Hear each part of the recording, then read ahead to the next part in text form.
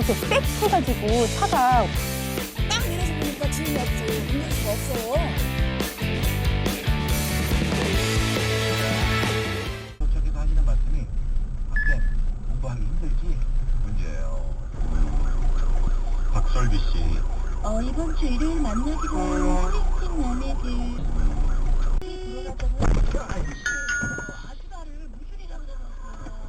내려서 운전자를 확인하려고 이제 봤는데 똑똑거려도 안 나오고, 그래서 안쪽에 좀 썬팅이 돼서 안에 이렇게 봤더니 사람이 없던 상황이어가지고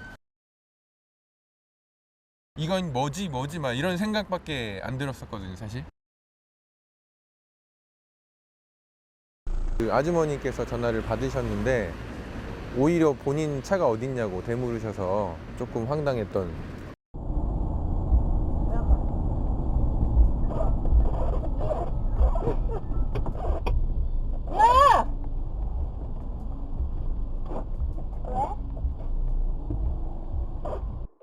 차 안에 사람이 없는 거예요.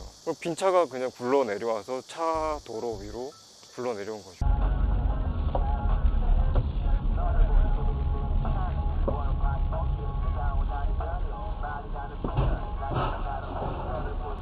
갑자기 아파트 안에서 차가 한 대 굴러 나와서 인도 위로 올라가서 그 뒤에 난간도 뚫고 그 인도 턱에 걸쳐 있는 사고였어요. 안에 사람 있어요? 제가 119 신고는 했어요. 그 여자분 차주분을 봐서 얘기를 하고 사람이 없다고 해서 다시 취소 전화를 했어요. 정확한 얘기는 물어보지를 못했는데 아마 사이드 브레이크가 살짝 풀려서 굴러 내려오지 않았을까 싶어요.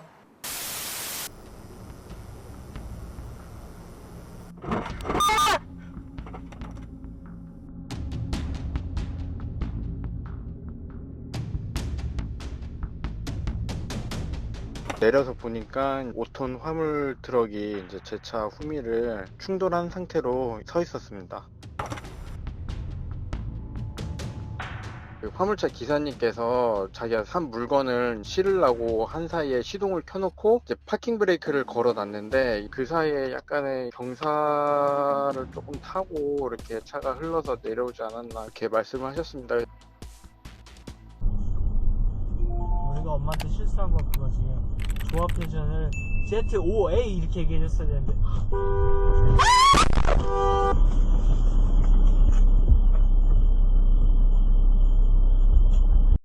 부딪히고 나서 대략 한 15분, 20분 뒤에 저기 언덕 위에서 이렇게 여성 두 분이 이렇게 뛰어 내려오시더라고요. 자기 차가 왜 여기까지 내려왔는지 모르겠다 이렇게 얘기를 하시더라고요.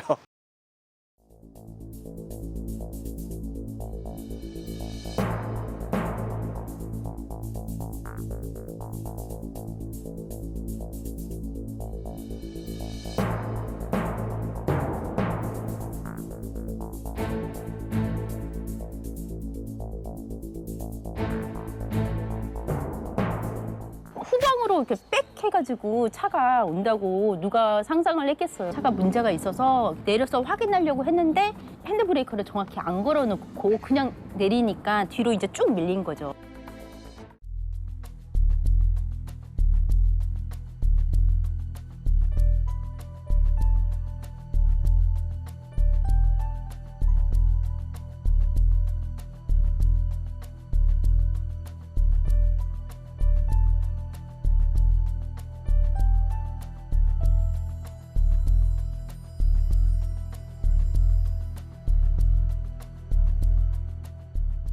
생각할 진짜 겨를 없이 몸이 먼저 반응하고 행동을 취한 후에 생각을 했던 것 같아요. 한번 올라갔다가 다시 내려오는 상황에서 제가 다시 멈췄거든요.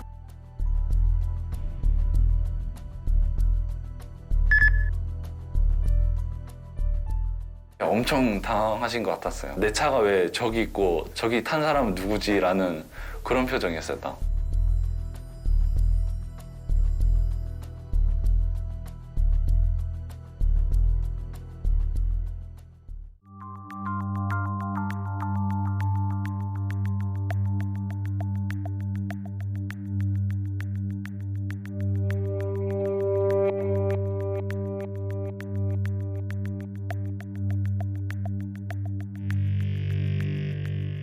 파킹에다 놓고 주차 브레이크를 채우고도 버팀목이나 고임목을 채워야 완벽한 주차라고 할 수 있습니다.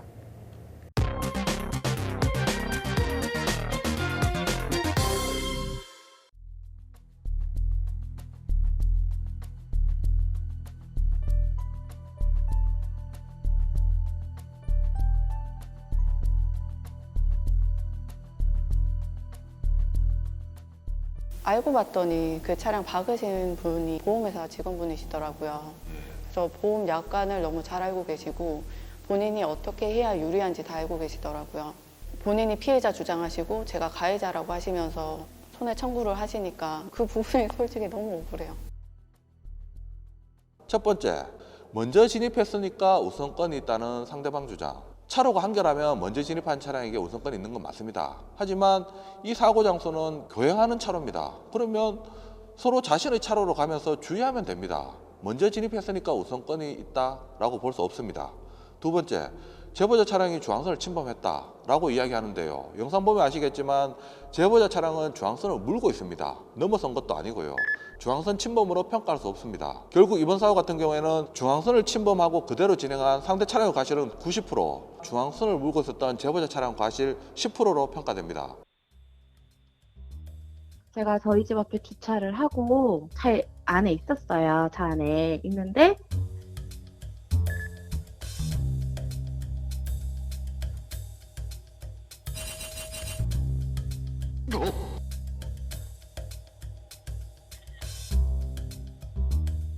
제가 봤을 때 처음 한 게 아닌 것 같아요. 되게 황당하고 어이가 없었고요. 푸드킥 하시는 분이신 것 같던데 화장실 갈 여건도 안 되고 그런 건 알아요. 그래도 사람이 사는 곳 근처에다가 이렇게 노상 방뇨하는 건 정말 아니잖아요.